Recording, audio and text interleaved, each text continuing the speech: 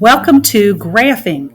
And in this station, you're going to be taking some time to build the X and Y axis to form that four quadrant grid.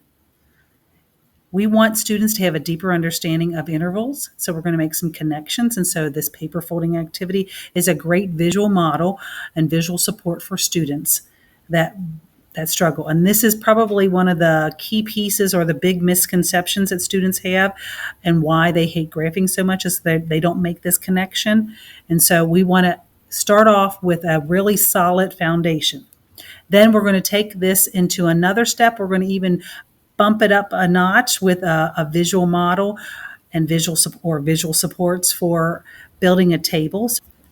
Then we're going to take this and we're going to build a better and more elaborate, explicit table for students to understand the relationship between the X and the Y axis, where these coordinates come from, how are they related to the equation. This is a great visual model all around to support students. So let's begin with the register tape.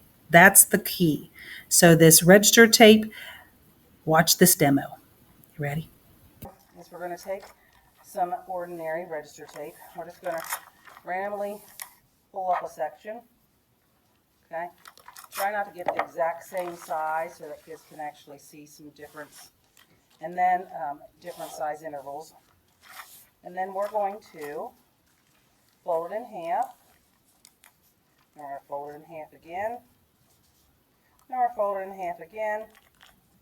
And we're going to fold it in half again.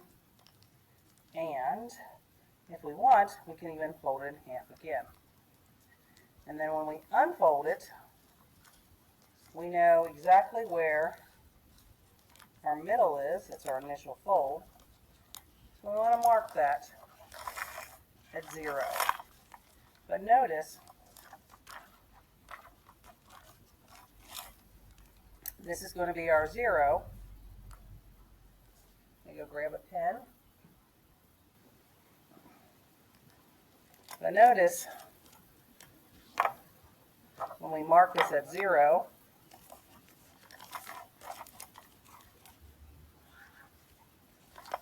we have quite a few intervals, and what's nice about this, and when they do this, is that the intervals are all even. And so that's a key point that we want to pull out, that they're all the same size, or by 1. So we're going to actually do +1, +2. Each one of the intervals will be labeled on the line, and that's something that students, that's a misconception of students. Sometimes they think it's the actual space between they need, and that has to do with when we're doing bar graphs and we're labeling in between. But we want to make sure that we're actually writing the positives on the right side, and then its inverse, -1, -2, -3, on the other side, on the left side. So when we build this, then we're going to do the exact same thing with our second one, because this will be our X coordinates. And then we're going to do the same thing with our Y's. And the nice thing about this is if you notice that the students should start seeing that maybe this one, they don't fold as many times. Maybe they only fold it to this size, and that helps highlight that the intervals don't have to be the same size on the X and Y axis. They have to be able to represent the data. So same thing again, we find that middle one, we mark that at 0. This time I'm going to use orange, mark it at 0, and we do the same thing. This one might be skip counting by 5s, depending on the data. So I might do 5, 10, 15, 20, 25, but I'm also going to do the same on the opposite side, -5, -10, -15, -20. Right on those folds. So there's a lot of detail that students can get out of just building these. Now, when they have them, they might think, oh, I'm going to put them on like this, but what we want students to see is that we're actually going to build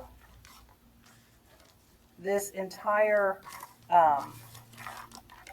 four-quadrant grid by taking and labeling.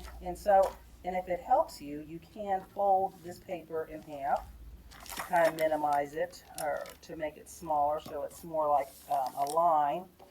And then you place that right on the 0.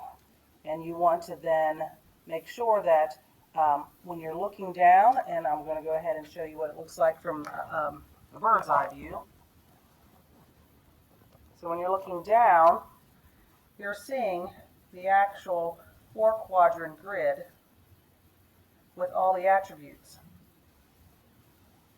And students will pay attention to the intervals, the negative and positive sides, and then we could even go further and we could label the quadrants, quadrant 1, quadrant 2, quadrant 3, quadrant 4, and talk about what make up those quadrants. What are the coordinates for quadrant 1, positive x, positive y, and why do we call quadrant 3 the negative, negative, or negative x, negative y quadrant when they start realizing.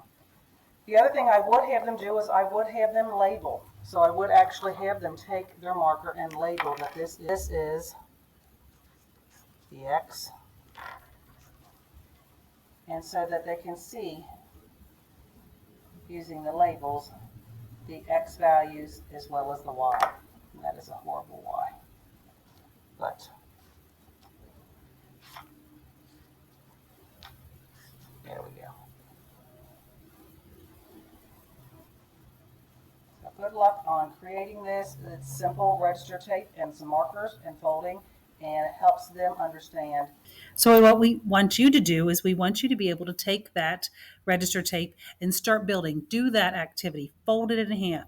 Use the paper folds from the register tape to help them understand that the x-axis is simply a number line with evenly spaced out intervals, unless you have a chiasm built in, and that's a whole nother, piece of information. But we really want them to understand that the y-axis is a number line, the x-axis is a number line, and they're intersecting at the origin. The second part of this is actually looking at the table. A standard table, most students are familiar with, you see here, has just the x and the y. So now we want to take this standard table and we want to actually build it into a more elaborate table so they can see the relationship between all three factors. The graph of the equation, where that is found in calculating the y value, if it is written in y equals mx plus b format. But how do you determine the y value of a coordinate? Using the equation. And then where do we find that? Now that we have a deeper understanding of the x and the y axis, then students should be able to understand that they're running on the x-axis, they're doing vertical movement on the y-axis, and that movement starts at 0. How far they go to the left or the right versus how far they go up and down, and then dropping that point after they meet that destination. This connection here is a powerful visual model for students. Please refer to the resource guide for this handout. You will see it there. You're really at this station making and taking for your X and Y axis. And then don't forget, maybe snap a picture of it so you have it for later reference. Thank you.